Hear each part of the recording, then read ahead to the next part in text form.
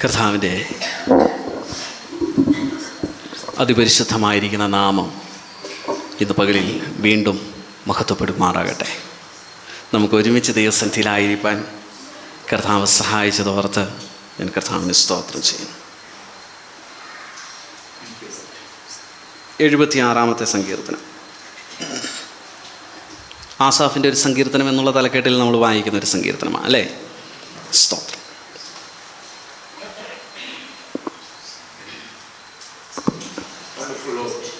ദൈവം യഹൂദയിൽ പ്രസിദ്ധനാകുന്നു, അവൻ്റെ നാമം ഇസ്രായേലിൽ വലുതാകുന്നു. ദൈവത്തിൻ്റെ മഹത്വത്തെയും ദൈവത്തിൻ്റെ വലുപ്പത്തെയും ദൈവം ഒരു ഭക്തന് വേണ്ടി പ്രവർത്തിക്കുന്ന ദൈവിക പ്രവർത്തനങ്ങളെയും നമ്മെ ഒന്ന് ഓർമ്മിപ്പിക്കുന്ന ഒരു സങ്കീർത്തനമായ 76-ാമത്തെ സങ്കീർത്തനം.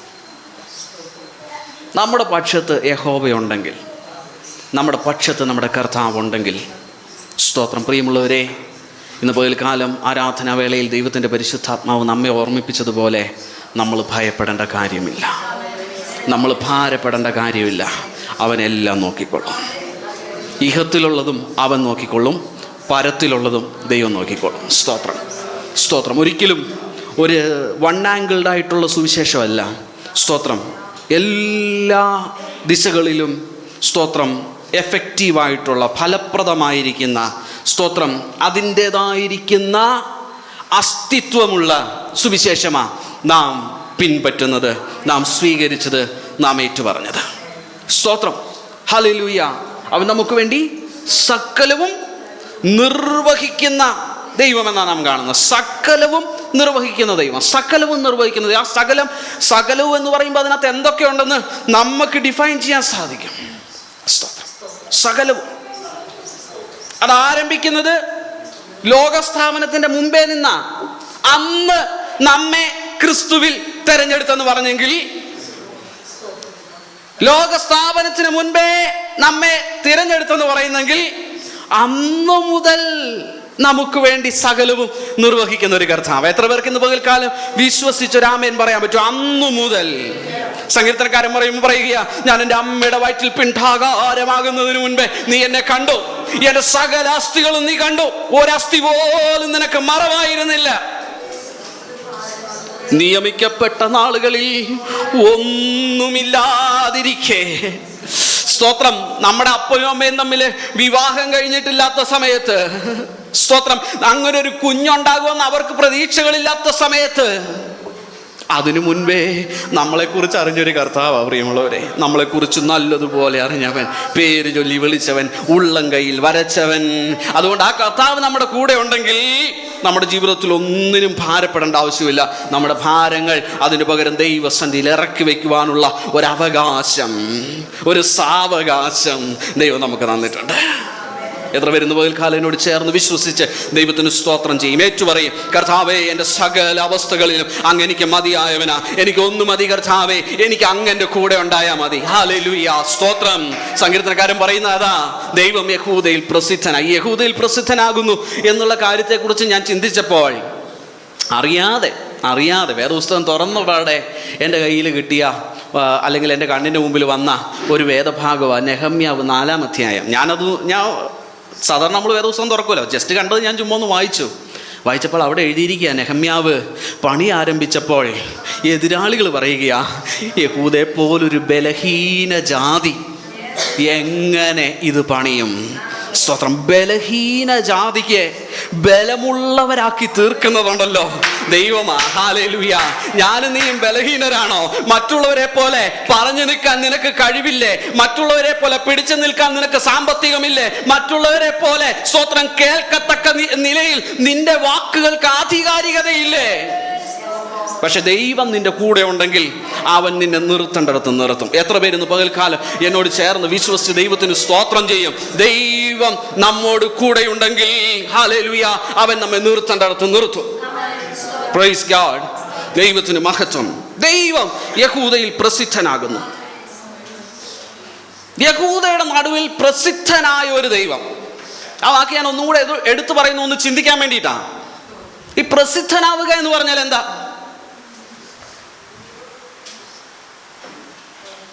ഒരു ഉദാഹരണം പറയാം. നമ്മുടെ സഭയിൽ പ്രസിദ്ധനായ ഒരു പ്രഭാഷകനുണ്ടെന്ന് കരുതട്ടെ. ഒരു മീറ്റിംഗ് വന്നാൽ നമ്മൾ ഉടനെ എന്ത് ചെയ്യും? അദ്ദേഹത്തെ വിളിക്കാമെന്ന് പറയും, ഇല്ലേ? നമ്മുടെ ഇടയിൽ നല്ല പേര് കേട്ട പ്രസിദ്ധനായ ഒരു ഡോക്ടർ ഉണ്ടെന്ന് പറയട്ടെ. ഒരസുഖം വന്നാൽ നമ്മൾ ഉടനെ എന്ത് പറയും? ആരോട് ചോദിച്ചാലും പറയും, അയ്യോ ഇന്ന ആളുടെ അടുത്ത് പോയാൽ മതി കേട്ടോ. വല്ലതും മനസ്സിലാകുന്നുണ്ടോ? ദൈവം പ്രസിദ്ധനാവുക എന്ന് പറയുമ്പോൾ ഞാൻ അതുമായിട്ടൊന്ന് കമ്പയർ ചെയ്യുക. നമ്മുടെ ജീവിതത്തിൻ്റെ അനുഭവങ്ങളിൽ ഏതൊരു വിഷയം എടുത്തു പറയുമ്പോൾ നമ്മളുടെ വായിൽ ഓടി വരുന്നത് ദൈവമുണ്ടാ എന്നാണ്. യഹൂദയിലെ പ്രസിദ്ധി, കർത്താവിനുണ്ടായിരുന്ന പ്രസിദ്ധി അങ്ങനെയാണ്. ഏത് വിഷയം, ഒരു കാലത്ത് അവർ അടിമ വീട്ടിലായിരുന്നു. സ്തോത്രം. അവിടെ നിന്ന് അവരുടെ നിലവിളി കേട്ട ഒരു ദൈവം. സ്തോത്രം. പ്രിയമുള്ളവരെ, നമ്മുടെ ജീവിതത്തിൽ ഞാൻ ഒന്നൊരു അനലൈസ് ചെയ്യാൻ വേണ്ടിയിട്ട്, ഒന്ന് നമ്മെ തന്നെ ഒന്ന് വിചിന്തനം ചെയ്യുവാൻ, ഒന്ന് അവലോകനം ചെയ്യാൻ, ഒന്ന് അപഗ്രഥിക്കാനായിട്ട് ഞാൻ ചോദിക്കുക. നമ്മുടെ ജീവിതത്തിൻ്റെ പ്രതികൂലങ്ങൾ വരുമ്പം നമ്മുടെ ഭവനത്തിനകത്ത് മുഴങ്ങി കേൾക്കുന്നത് ദൈവശബ്ദമാണ്. When you are facing a problem, നിങ്ങളൊരു പ്രശ്നത്തെ അഭിമുഖീകരിക്കുമ്പോൾ, ഒരു പ്രതിസന്ധി അഭിമുഖീകരിക്കുമ്പോൾ, നിങ്ങൾ മുഴങ്കാലിൽ നിൽക്കുവാൻ പ്രസിദ്ധനായ ഒരു ദൈവം നിങ്ങളുടെ ഇടയിൽ. ആര് പറഞ്ഞാലും കുഞ്ഞുങ്ങൾ പറയും, മമ്മി എന്നാത്തിനാ ഭാരപ്പെടുന്ന? യേശു കർത്താവില്ലേ? പപ്പ എന്നാത്തിനാ വിഷമിക്കുന്ന? നമ്മുടെ കർത്താവില്ലേ എന്ന് കുഞ്ഞുങ്ങൾ ചോദിക്കാറുണ്ടോ? കുഞ്ഞുങ്ങളൊരു പ്രശ്നമായിട്ട് വരുമ്പോൾ നമ്മൾ പറയാറുണ്ടോ, മോനെ എന്നാത്തിനാ ഭാരപ്പെടുന്നത്? നമുക്ക് നമ്മുടെ കർത്താവില്ലേ, നമുക്ക് ഒരുമിച്ച് പ്രാർത്ഥിക്കാമെന്ന് പറയാറുണ്ടോ? ഇതാ പ്രസിദ്ധനായ ദൈവം എന്ന് പറയുന്നത്. സ്തോത്രം. അത് നഷ്ടപ്പെട്ടുകൊണ്ടിരിക്കുക. നമ്മൾ ഉടനെ എന്ത് ചെയ്യും? ഓ ഇന്ന പ്രോബ്ലത്തിലാണ്, ഓക്കെ ഫൈൻ, നമുക്ക് എന്ത് സ്ട്രാറ്റജി കൊണ്ട് അതിനെ ഫേസ് ചെയ്യാം? We make strategies. മാൻ, സ്തോത്രം. നമ്മുടെ സ്ട്രാറ്റജി കൊണ്ടൊന്നും ഒന്നും നേടാൻ പറ്റത്തില്ല കേട്ടോ.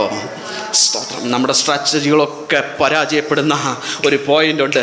ഈവൻ ദേർ, ആ പോയിന്റിലും നിനക്ക് വേണ്ടി പ്രവർത്തിക്കുവാൻ സർവശക്തനായിരിക്കുന്ന ഒരു ദൈവം, അവൻ നിന്റെ ഭവനത്തിനകത്ത് പ്രസിദ്ധനായിരിക്കട്ടെ, അവൻ നിന്റെ സഭയ്ക്കകത്ത് പ്രസിദ്ധനായിരിക്കട്ടെ, അവൻ നിന്റെ ജീവിതത്തിൽ പ്രസിദ്ധനായിരിക്കട്ടെ. എന്തെടുത്താലും സ്തോത്രം, ഒരേ ഒരു നാക്ക്, ഒരേ ഒരു വാക്ക്, എൻ്റെ കർത്താവ് മതിയായവനാണെന്ന് പറയാൻ കഴിയുമോ? സ്തോത്രം. യഹൂദയിൽ പ്രസിദ്ധനായിരിക്കുന്ന ഒരു ദൈവം. ഇസ്രായേലിൽ വലിയ നാമം, പലപ്പോഴും ഏറ്റവും അവസാനത്തെ നാമമാണ് കർത്താവ്. ഏറ്റവും അവസാനത്തെ നാമം. എല്ലാം പയറ്റി പരാജയപ്പെട്ട് കഴിയുമ്പം നമ്മൾ പറയും, ഓ എന്നാ ഇനി ഒരു കാര്യം ചെയ്യാൻ, എന്ത് ചെയ്യാം? പ്രാർത്ഥിക്കാം. അവൻ ആദ്യം വരണം. പ്രിയമുള്ളവരെ, ദാവീദ് രാജാവ്, നല്ല നല്ല രാജാക്കന്മാരെല്ലാം ഒരു പ്രതിസന്ധി മുമ്പിൽ കടന്നു വന്നാൽ അവരെന്ത് ചെയ്യുമെന്നറിയാമോ? ആദ്യം ദേവാലയത്തിലേക്ക് ചെല്ലും. സ്തോത്രം. ആദ്യം അന്ന് കാലത്ത് പ്രവാചകന്മാരെ വിളിപ്പിക്കും. സ്തോത്രം. ഇന്ന് കാലത്ത് അത് പ്രസംഗിച്ചു കഴിഞ്ഞാൽ, ഞാൻ പ്രവാചകന്മാർക്കെതിരല്ല കേട്ടോ, പ്രവചന ശുശ്രൂഷയിൽ വിശ്വസിക്കുന്ന വ്യക്തിയാണ് ഞാൻ. സ്തോത്രം. പക്ഷേ നല്ല നാണയങ്ങളുള്ളതുപോലെ കള്ള നാണയങ്ങളുണ്ടെന്നുള്ളത് നമുക്കെല്ലാവർക്കും അറിയുന്ന സത്യമാണ്, പറയാതിരിക്കാൻ തരവുമില്ല. സ്തോത്രം. ദൈവസന്നിധിയെ നോക്കി ദൈവ ആലോചന കേൾക്കാൻ ബന്ധപ്പെടുന്ന ഒരു ഹൃദയം സൂചിപ്പിക്കുന്നത്, അടയാളപ്പെടുത്തുന്നത്, വ്യക്തമാക്കുന്നത് എന്താണെന്നറിയാമോ? എൻ്റെ ജീവിതത്തിൽ എല്ലാറ്റിനേക്കാളും വലുതാണ് ദൈവമാണെന്ന്. സ്തോത്രം. എത്ര പേർക്ക് ആ ഒരു സ്വഭാവമുണ്ട്? ജീവിതത്തിൽ പ്രതിസന്ധികളെ അഭിമുഖീകരിക്കുമ്പോൾ സ്തോത്രം, മുഴങ്കാലിൽ നിന്ന് ദൈവത്തോട് പറയുന്ന ഒരനുഭവം, അവൻ വലിയവനാണെന്ന്. മറ്റുള്ളവരെല്ലാം കഴിഞ്ഞു കഴിയുമ്പം വരുന്ന ഒന്നല്ല. സ്തോത്രം. മറ്റുള്ളവരെക്കാളെല്ലാം എൻ്റെ ദൈവം വലിയവനാണെന്ന് എത്ര പേർക്ക് കരുതുവാൻ കഴിയുന്നു? സ്തോത്രം. ഇസ്രായേലിൽ യഹോവ വലിയവൻ, അവൻ്റെ നാമം ഇസ്രായേലിൽ വലിയതാ. അടുത്ത് പറയുകയാണ്, അവൻ്റെ കൂടാരം ശാലേമിലും അവൻ്റെ വാസസ്ഥലം സിയോനിലും ഉണ്ട്. സ്തോത്രം. അവൻ്റെ വാസസ്ഥലത്തിലാണ് നമ്മൾ ആയിരിക്കുന്നതെങ്കിൽ, അവനോട് കൂടെയാണ് നാം ആയിരിക്കുന്നതെങ്കിൽ, മൂന്നാമത്തെ വാക്യം പറയുകയാണ്, അവിടെ വെച്ച് അവൻ വില്ലിന്റെ മിന്നുന്ന അമ്പുകളും പരിചകളും വാളും യുദ്ധവും തകർത്തു കളയുന്നു. സ്തോത്രം. പ്രിയമുള്ളവരെ, ജീവിതത്തിൽ യുദ്ധം അഭിമുഖീകരിക്കുമ്പോൾ, വാളുകളെ അഭിമുഖീകരിക്കുമ്പോൾ, ഇതൊക്കെ പലതും ദൈവവചനത്തിൽ നിന്ന് പരസ്പരം എടുത്ത് കോട്ട് ചെയ്യാനുണ്ട്. യുദ്ധം ചെയ്യുക, ഗൂഢാലോചന നടത്തി, സ്തോത്രം, തകർത്തു കളയാൻ വാള്, വാക്കുകൊണ്ടുള്ള അമ്പുകൾ. സ്തോത്രം. എത്ര കാര്യങ്ങളെ കോർത്തിണക്കുവാൻ കഴിയും. അല്ലാതെ ആരും നേരെ AK-47 എടുത്തോണ്ടൊന്നും വരണമെന്ന് നിർബന്ധമൊന്നുമില്ല. സ്തോത്രം. പക്ഷെ നമുക്കറിയാം നമ്മുടെ ജീവിതത്തിൽ നമ്മൾ അഭിമുഖീകരിക്കുന്ന പ്രതിസന്ധി. എന്നെ കേൾക്കുന്ന നിങ്ങൾക്കറിയാം നിങ്ങൾ അനുഭവിക്കുന്ന പ്രതിസന്ധി. ഇതെല്ലാം അറിയുന്ന ഒരു കർത്താവ് നമുക്കുണ്ട്. സ്തോത്രം. ഹല്ലേലൂയ. ഏതനുഭവത്തിലൂടെ കടന്നു പോകുന്നു നമ്മളെക്കുറിച്ച് നല്ല വ്യക്തമായിട്ട് അറിയുന്ന ഒരു കർത്താവ്. ഇതെല്ലാം തകർന്നു പോകുന്ന ഒരു സ്ഥലമുണ്ട്. എവിടെയാണെന്നറിയാമോ? അവൻ്റെ വാസസ്ഥലത്തിനകത്ത്. സ്തോത്രം. അവൻ്റെ തിരുനിവാസത്തിങ്കിലേക്ക് നമ്മൾ നമ്മുടെ ഹൃദയങ്ങളെ ഒന്ന് തിരിച്ച് അവൻ്റെ തിരുനിവാസത്തിങ്കൽ നാം ഒന്ന് മടങ്ങി വന്ന് അവനോട് ചേർന്ന് ചില നിമിഷങ്ങളെ നാം പങ്കിടുവാൻ നമ്മുടെ മുഴങ്കാലുകളിൽ നാം സമയങ്ങളെ കണ്ടെത്തുന്നെങ്കിൽ ഏത് വില്ലുകളെയും ഏത് യുദ്ധങ്ങളെയും ഏത് വാളുകളെയും തകർത്തു കളയുവാൻ നമ്മുടെ കർത്താവ് മതിയായവനാണ്. സ്തോത്രം. നിനക്ക് ജയിക്കുവാൻ കഴിയാത്ത, നിനക്ക് തോൽപ്പിക്കുവാൻ കഴിയാത്ത, നിനക്ക് നേരെ നിന്ന് പ്രതിരോധിക്കുവാൻ കഴിയാത്ത ഏത് അനുഭവങ്ങൾ നീ അവന്റെ സന്നിധിയിൽ മുട്ടുമടക്കുന്നെങ്കിൽ നിനക്ക് വേണ്ടി ആമേൻ സ്തോത്രം തകർത്തു കളയുവാൻ നമ്മുടെ കർത്താവ് മതിയായവനാ. സ്തോത്രം. ദൈവത്തിന് മഹത്വം. അടുത്ത വാക്യം പറയുകയാണ്. സ്തോത്രം. ഞാൻ വേഗം അടുത്തടുത്ത വാക്യങ്ങളിലേക്ക് പോകുകയാ. 6-ാമത്തെ വാക്യം, അല്ല 5-ാമത്തെ വാക്യം. ധൈര്യശാലികളെ കൊള്ളയിട്ട് അവർ നിദ്ര പ്രാപിച്ചു, പരാക്രമശാലികൾക്ക് ആർക്കും കൈക്കരുത്തില്ലാതെ പോയി. നമ്മുടെ കർത്താവ് നമുക്ക് വേണ്ടി എഴുന്നേൽക്കുമ്പോൾ സ്തോത്രം. ഞാനെപ്പോഴും ഓർക്കും, അരാമ്യ പാളയത്തിലൊക്കെ ഇറങ്ങി നമുക്ക് വേണ്ടി യുദ്ധം ചെയ്യുന്ന ഒരു കർത്താവ് അല്ലേ? സ്തോത്രം. ഇപ്പം തീർത്ത് കളയാം, ഇത് ചെറിയൊരു സമൂഹം എന്ന് പറഞ്ഞ് വൻപടയുമായിട്ട് നിൽക്കുന്ന പാളയമാ.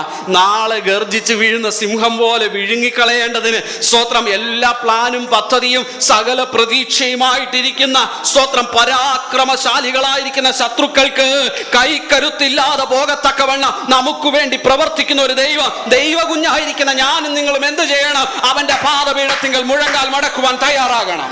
ദൈവത്തിന് സ്തോത്രം. സ്തോത്രം. അവന്റെ നിവാസത്തിലേക്കൊന്ന് മടങ്ങി വരുവാൻ തയ്യാറാകണം.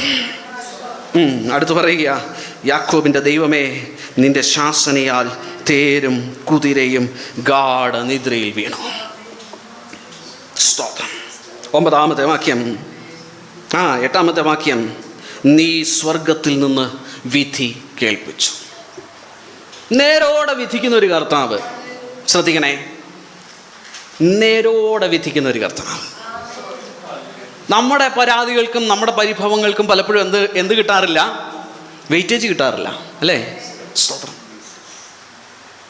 അതിന് നേരെ പ്രത്യേകിച്ച് ഇന്നത്തെ കോടതി, ഇന്നത്തെ ന്യായവ്യവസ്ഥകളൊക്കെ എടുത്തു കഴിഞ്ഞാൽ പ്രത്യേകിച്ചും നീതിക്കും ന്യായത്തിനും ഒരു വിലയില്ലാത്ത കാലഘട്ടത്തിൽ സ്തോത്രം ശരിയായത് നടപ്പാക്കുവാൻ ന്യായകർത്താക്കൾക്ക് സാധിക്കാതെ പോകുന്ന ഒരു കാലഘട്ടത്തിൽ സ്തോത്രം നമുക്ക് വേണ്ടി നേരോടെ വിധിക്കുന്ന ഒരു കർത്താവുണ്ടെന്നുള്ളത് എത്ര വലിയ സന്തോഷമാണ്. സ്തോത്രം. നമ്മുടെ ഹൃദയം അറിഞ്ഞ്, നമ്മുടെ വേദനകൾ അറിഞ്ഞ്, നമ്മുടെ അവസ്ഥ അറിഞ്ഞ് നമുക്ക് വേണ്ടി നല്ല വിധി പുറപ്പെടുവിക്കുന്ന സ്നേഹവാനായിരിക്കുന്ന, നല്ലവനായിരിക്കുന്ന, നീതിമാനായിരിക്കുന്ന, കൃപയുള്ളവനായിരിക്കുന്ന നമ്മുടെ കർത്താവ്. പ്രിയമുള്ളവരെ, അതുകൊണ്ട് നീറുന്ന നിരാശകൾ ജീവിതത്തിൽ അഭിമുഖീകരിക്കുമ്പോൾ സ്തോത്രം ആരും എൻ്റെ സത്യസന്ധത, എൻ്റെ വശം കാണുവാൻ ആരും ഇല്ലല്ലോ എന്ന് ഭാരപ്പെടുന്ന അനുഭവങ്ങളിൽ ഈ തിരുനിവാസത്തിങ്കൽ നമ്മുടെ മുഴങ്കാലുകളെ നാം മടക്കുവാൻ തയ്യാറാകുമെങ്കിൽ ദൈവം നമുക്ക് വേണ്ടി വിധി പുറപ്പെടുവിക്കും. അവൻ്റെ വിധിക്ക് ഒരു പ്രത്യേകതയുണ്ട്. അവൻ്റെ വിധിയെ ഓവർടേക്ക് ചെയ്യാൻ, അല്ലെങ്കിൽ അതിനെ മറികടന്നു പോകുവാൻ, അതിനെ അലക്ഷ്യമാക്കി കളയുവാൻ ഒരുത്തരും കഴിയത്തില്ല. സ്തോത്രം. അവൻ ചില കാര്യങ്ങൾ നമുക്ക് വേണ്ടി ചെയ്യുമ്പോൾ അത് സ്തോത്രം അതിൻ്റെ എന്തായാലും പറയുന്ന ഒരു റിസൾട്ട് കാണുന്ന അളവിൽ ദൈവം ചെയ്യുവാനായിട്ട് ഇടയായിത്തീരും. അതാ ദൈവത്തിൻ്റെ വിധിയുടെ പ്രത്യേകത. എത്ര പേർക്ക് ധൈര്യത്തോടെ വിശ്വസിക്കാൻ പറ്റും? കർത്താവെ, ആർക്കും തടുക്കുവാൻ കഴിയാത്ത, ആർക്കും മറുക്കുവാൻ കഴിയാത്ത സ്തോത്രം ഒരു വിധി. ദൈവത്തിന് സ്തോത്രം. ഭൂമിയിലെ സാധുക്കളെയൊക്കെ രക്ഷിപ്പാൻ ദൈവം ന്യായവിസ്താരത്തിന് എഴുന്നേറ്റപ്പോൾ ഭൂമി ഭയപ്പെട്ട് അമർന്നിരുന്നു. ആ വാക്യമൊക്കെ വായിച്ചപ്പോൾ ഞാൻ ഏറെ എന്തായാലും പറയുന്നത് സന്തോഷിപ്പാനായിട്ട് ഇടയായി തീർന്നു. ദൈവം നിനക്ക് വേണ്ടി ന്യായവിസ്താരത്തിന് വേണ്ടി എഴുന്നേറ്റാൽ ആ ന്യായത്തിന് എതിർ നിൽക്കുവാൻ ഭൂമിക്ക് കഴിയത്തില്ല. ആ ന്യായത്തിന് എതിർ നിൽക്കുവാൻ പാതാളത്തിന് കഴിയത്തില്ല. ആ ന്യായത്തിന് എതിർ നിൽക്കുവാൻ സ്തോത്രം ഒന്നിനും കഴിയത്തില്ല. അവന്റെ സൃഷ്ടിയായ സകലവും അവന് കീഴ്പ്പെട്ടിരിക്കുന്നത് കൊണ്ടും അവന്റെ സൃഷ്ടി അല്ലാത്തതൊന്നും ഇല്ലാത്തത് കൊണ്ടും അവൻ പറഞ്ഞാൽ അത് അതുപോലെ നടക്കും. അവൻ പറഞ്ഞു, അത് സ്ഥാപിതമായെന്ന് നാം വായിക്കുന്നു. ഹല്ലേലൂയ. അതുകൊണ്ട് പ്രിയ ദൈവകുഞ്ഞുങ്ങളെ, നമുക്കുള്ള വിധി, സങ്കീർത്തനക്കാരൻ പറയുന്ന പോലെ, എനിക്കുള്ള വിധി നിങ്കിൽ നിന്ന് പുറപ്പെടട്ടെ എന്ന് പറയുന്നത് പോലെ ഇന്ന് പകൽക്കാലം ധൈര്യത്തോടെ ദൈവസന്നിധിയിൽ പ്രാർത്ഥനയായി പറയാൻ പറ്റുമോ? കർത്താവേ, എനിക്ക് വേണ്ടി നേരോടെ വിധിക്കാൻ ആരുമില്ല, എനിക്ക് വേണ്ടി ശരിയായി ന്യായപാലനം നടത്തുവാൻ ആരുമില്ല എന്റെ കർത്താവേ, എന്നാൽ അങ്ങ് എനിക്ക് വേണ്ടി ഒരു വിധി, ആമേൻ, നേരോടെ ഉള്ള ഒരു വിധി, ആമേൻ, സ്തോത്രം, എനിക്ക് വേണ്ടി അവിടെ നിന്ന് പുറപ്പെടുവിക്കണമേ. അവിടെ നിന്ന് വിധി പുറപ്പെടുവിക്കുമ്പോൾ എതിർക്കുവാൻ ഒന്നിനും കഴിയില്ല പ്രിയമുള്ളവരെ. സ്തോത്രം. അവസാനത്തെ വാക്യങ്ങളിലേക്ക് ഞാൻ കടന്നു വരികയാണ്. നിങ്ങളുടെ ദൈവമായ യഹോവയ്ക്ക് നേരുകയും നിവർത്തിക്കുകയും ചെയ്യുകയും. അവൻ്റെ ചുറ്റുമുള്ള എല്ലാവരും ഭയങ്കരനായവൻ. ഈ സങ്കീർത്തനത്തിൽ തിരികെ വീണ്ടും വീണ്ടും എടുത്തു പറയുന്ന ഒരു പദമാണ് ഭയങ്കരനായ ദൈവം. സ്തോത്രം. ഭയങ്കരനായ ഒരു ദൈവം. പ്രിയമുള്ളവരെ, നമ്മൾ സേവിക്കുന്ന ദൈവം ചില്ലറക്കാരനല്ല. ഞാൻ എടുത്തു പറയട്ടെ, നമ്മൾ സേവിക്കുന്ന ദൈവം ചില്ലറക്കാരനല്ല. നാം സേവിക്കുന്ന ദൈവം ഭയങ്കരനായ ദൈവമാണ്. സ്തോത്രം. സ്വർലോകവും ഭൂലോകവും അധോലോകവും, ആമേൻ, സകലവും എല്ലാം മുഴങ്കാലും അവൻ്റെ മുമ്പിൽ മടങ്ങുന്ന നാമത്തെയാണ് ഞാനും നിങ്ങളും ഇന്ന് പകൽക്കാലം സേവിക്കുന്നതെന്ന് ധൈര്യമുള്ളവർ ദൈവസന്നിധിയിൽ പറയണം. കർത്താവേ, സകല ലോകവും അവിടുത്തെ മുമ്പിൽ നടുങ്ങും. സ്തോത്രം. ഞാൻ അങ്ങയ്ക്ക് നേർന്നത് ഞാൻ നിവർത്തിക്കും. ഇത് ഞാൻ മുമ്പ് പറഞ്ഞിട്ടുള്ള ഒരു ഭാഗമാണ്, അതുകൊണ്ട് ഞാൻ ഇതിനെ വീണ്ടും ആവർത്തിക്കുവാനായിട്ട് ആഗ്രഹിക്കുന്നില്ല. സ്തോത്രം. അവൻ പ്രഭുക്കന്മാരുടെ പ്രാണനെ ഛേദിച്ചു കളയും, ഭൂമിയിലെ രാജാക്കന്മാർക്ക് അവൻ ഭയങ്കരനാകുന്നു. സ്തോത്രം. ഒത്തിരി എക്സ്പ്ലെയിൻ ചെയ്യാനുള്ളൊരു ഭാഗമാണ്. ഒത്തിരി പൊളിറ്റിക്കലായിട്ടുള്ള കോണ്ടെക്സ്റ്റുകളെ, അന്നത്തെ അധികാരവർഗത്തിൻ്റെ ദുർവിനിയോഗം അല്ലെങ്കിൽ അധികാര ദുർവിനിയോഗങ്ങളെയൊക്കെ എടുത്ത് പറയേണ്ടതായിട്ട് വരും. സ്തോത്രം. അതിനൊത്തിരി സമയം വേണം, അതുകൊണ്ട് ഞാൻ അതിലേക്ക് കടന്നു പോകുന്നില്ല. എന്നാൽ അവയുടെ മേളിലെല്ലാം രാജാവായിരിക്കുന്ന, സ്തോത്രം, നമുക്ക് നീതി നിഷേധിക്കപ്പെടുന്നുണ്ടെങ്കിൽ, നമുക്ക് വരേണ്ടതായ കാര്യങ്ങൾ കൃത്യമായി വരുന്നില്ലെങ്കിൽ അത് നമുക്ക് തരാൻ തക്കവണ്ണം അധികാരികളുടെ മുകളിൽ അധികാരം ചെലുത്തുവാൻ അവൻ്റെ മുകളിൽ അധികാരിയായിരിക്കുന്ന ഒരു കർത്താവിനെയാണ് ഞാൻ നിങ്ങൾ സേവിക്കുന്നത്. മറന്നു പോകരുത്. അതുകൊണ്ട് ദൈവസന്നിധിയിൽ ഏൽപ്പിച്ചു കൊടുക്കാം. സ്തോത്രം. എന്തായിരിക്കണം നമ്മുടെ ജീവിതം? എന്തായിരിക്കണം? നമ്മുടെ ഭവനത്തിൽ, നമ്മുടെ വ്യക്തി ജീവിതത്തിൽ, നമ്മുടെ സഭയിൽ നമ്മുടെ ദൈവം പ്രസിദ്ധനായിരിക്കണം. സ്തോത്രം. നമ്മുടെ ടെറിട്ടറിക്കകത്ത് നമ്മുടെ കർത്താവായിരിക്കണം വലിയവൻ. വേറെ ഒരുത്തനെയും കൊണ്ടുവന്ന് നിർത്തരുത്. ഞാൻ ജീവിതത്തിൽ പഠിച്ച അനുഭവമാണ്. നമ്മൾ പലപ്പോഴും മനുഷ്യരെ കൊണ്ടുവന്ന് വലിയവരായിട്ട് നിർത്തും. സ്തോത്രം. ഒറ്റ കൈക്കുണ്ടല്ലോ, സ്തോത്രം, ദൂരെ എറിഞ്ഞിട്ട് അവരവരുടെ പാട് നോക്കും. സ്തോത്രം. പക്ഷെ നമ്മൾ ദൂരെ കളയാത്ത ദൈവമാണ് നമ്മുടെ കർത്താവ്. ദൈവത്തിന് സ്തോത്രം. അതുകൊണ്ട് നമ്മുടെ ടെറിട്ടറിക്കകത്ത് ദൈവമക്കളെ എല്ലാ കാലത്തും കർത്താവിനെ മാത്രമേ വലുതായിട്ട് വെക്കാവുള്ളൂ കേട്ടോ. സ്തോത്രം. കർത്താവിൻ്റെ വാക്കിനും കർത്താവിൻ്റെ വചനത്തിനും മറുത്ത്, സ്തോത്രം, ആരെയും നിങ്ങൾ മുമ്പിൽ കൊണ്ടുവന്ന് വെക്കരുത്. സ്തോത്രം. നിങ്ങളുടെ ബോസിനെ വെക്കരുത്. ഞാൻ ഈവൻ പറയാ, don't keep me as an idol. വചനം സംസാരിക്കുന്നുണ്ട്, സഭയെ നടത്തുന്നുണ്ടെന്ന് അല്ലെങ്കിൽ ഒരു പൊസിഷൻ ഉണ്ടെന്നുള്ളത് കൊണ്ട് don't keep me as an idol. എന്നെ നിങ്ങൾ വിഗ്രഹമാക്കരുത്. കർത്താവിനെ മുമ്പിൽ വെക്കണം. ദൈവത്തിന് മഹത്വം. അവൻ ഇസ്രായേലിൽ വലിയവനാകുന്നു. അവൻ്റെ വാസസ്ഥലത്തിനകത്ത് മുഴങ്കാലുകളെ മടക്കുവാൻ ഞാനും നിങ്ങളും തയ്യാറാകുമ്പോൾ അവൻ നമുക്ക് വേണ്ടി യുദ്ധങ്ങളെ തകർത്ത് കളയും. അവൻ നമുക്ക് വേണ്ടി വിധി പുറപ്പെടുവിക്കും. അവൻ നമ്മെ രക്ഷിക്കും. എല്ലാവരും ദൈവസന്നിധിയിൽ ഭയപ്പെട്ട് ദൈവപ്രവൃത്തി കാണുവാനായിട്ട് ഇടയായിത്തീരും. ഈ വചനങ്ങളാൽ ദൈവത്തിൻ്റെ പരിശുദ്ധാത്മാവ് നമ്മെ സഹായിക്കുമാറാകട്ടെ.